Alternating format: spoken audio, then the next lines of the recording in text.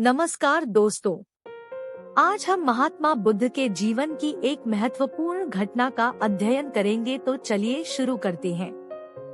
सत्य की खोज। राजकुमार सिद्धार्थ ने मन ही मन ठान लिया था कि अब उन्हें भी संसार का मोह त्याग कर सन्यासी हो जाना है। सांसारिक सुख, ऐश्वर्य और वैभव विलास में जीवन को व्यर्थ नष्ट करना उचित नहीं है। संसार के रिश्ते नातों और वैभव प्रदर्शन से उन्हें गहन विरक्ति होने लगी। इसी विरक्ति ने उनके अंतर से संसार की प्रत्येक जड़चेतन वस्तु व्यक्ति से मोह को निकालकर बाहर किया। जब सिद्धार्थ नगर भ्रमण से महल में लौटा तो उसे शुभ समाचार मिला कि यशोधरा ने एक सुंदर पुत्र को जन्म दिया है। इसी उपलक्ष्य में सारे महल में मंगल गीत गाए जा रहे थे और महल को ही नहीं, राज्य भर को तरह तरह से सजाया जा रहा था। महाराज शुद्धोधन और महारानी प्रजावती की प्रसन्नता की कोई सीमा न थी, किंतु इस शुभ समाचार को सुनकर भी राजकुमार सिद्धार्थ ने कोई प्रतिक्रिया व्यक्त न की। ऐसा लगता था कि उनके मन में निर्लिप्तता की भावना अपनी जड़ें जमा चुकी थी। सांसारिकता से उनका पूर्णतः मोह भंग हो गया था। राजमहल में तरह तरह के उत्सव और नृत्यगान के आयोजन हो रहे थे, किंतु किसी भी आयोजन में सिद्धार्थ का मन न लगा। सिद्धार्थ को पुत्र होने की न तो प्रसन्नता हुई और न ही शोक हुआ। जब शिशु का नामकरण किया गया तो वे मौन ही रहे, निर्लिप्त ही रहे। शिशु का नाम राहुल रखा गया।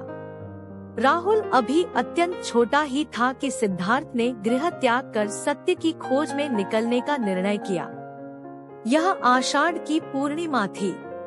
चांद पृथ्वी पर अपनी शीतल छटा बिखेर रहा था। सिद्धार्थ ने अंतिम बार राहुल और यशोधरा की ओर देखा और राजमहल छोड़कर बाहर निकल आए।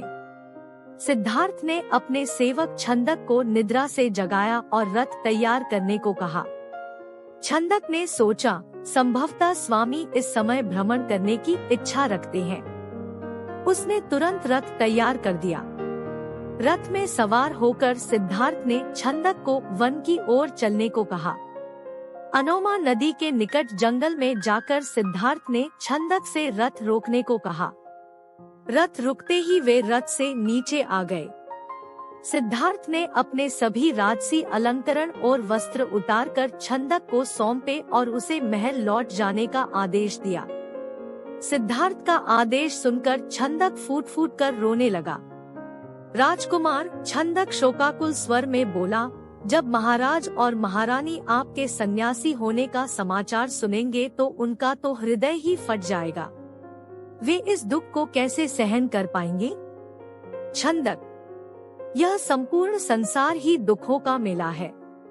संसार में रहकर केवल दुख ही पाया जा सकता है।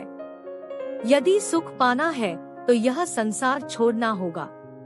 मैं सुख दुख की इस श्रृंखला को समाप्त करने के लिए ही गृह त्याग कर रहा हूँ। और फिर सिद्धार्थ ने कटार से अपने रेशमी मुलायम केशों को काट डाला। छंदक को उन्होंने समझाते हुए कहा, छंदक, माता पिता को मेरा प्रणाम कहना और कहना कि संसार के दुखों कष्टों को समाप्त करके मुक्ति का मार्ग खोजने के लिए ही मैं गृह त्याग कर रहा हूँ। और इसके बाद सिद्धार्थ ने छंदक को महल लौट जाने का आदेश दिया। सिद्धार्थ के आदेश पर छंदक शोकनिमग्न हो राजकुमार को प्रणाम करके राजमहल की ओर लौट चला। छंदक ने राजमहल में लौटकर राजकुमार सिद्धार्थ के गृह त्याग की सूचना दी तो महाराज शुद्धोधन और महारानी प्रजावती का दुख से बुरा हाल हो गया। यशोधरा तो नीर बहाती हुई विलाप कर उठी।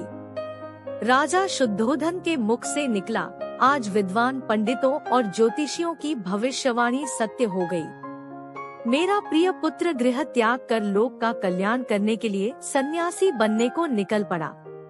उसे मेरे अनेकों प्रयास भी न रोक पाए। यशोधरा ने अपने पति के राजसी अलंकरणों के त्याग की बात सुनकर अपने शरीर से सभी अलंकरण त्याग दिए, केवल सुहाचिन्हों को ही शरीर पर धारण किया। यहाँ तक कि पृथ्वी पर सोना और पत्तल पर खाना उसने अपना नियम बना लिया। राजकुमार सिद्धार्थ के गृह त्याग से राजमहल में शोक का सन्नाटा छा गया। राजमहल का वाद्य संगीत और पायल की रुनझुन भी न जाने कहाँ खो गई। अगर आपको कहानी अच्छी लगी हो तो लाइक और शेयर करें और रोजाना ऐसी ही कहानी सुनने के लिए चैनल को सब्सक्राइब करें।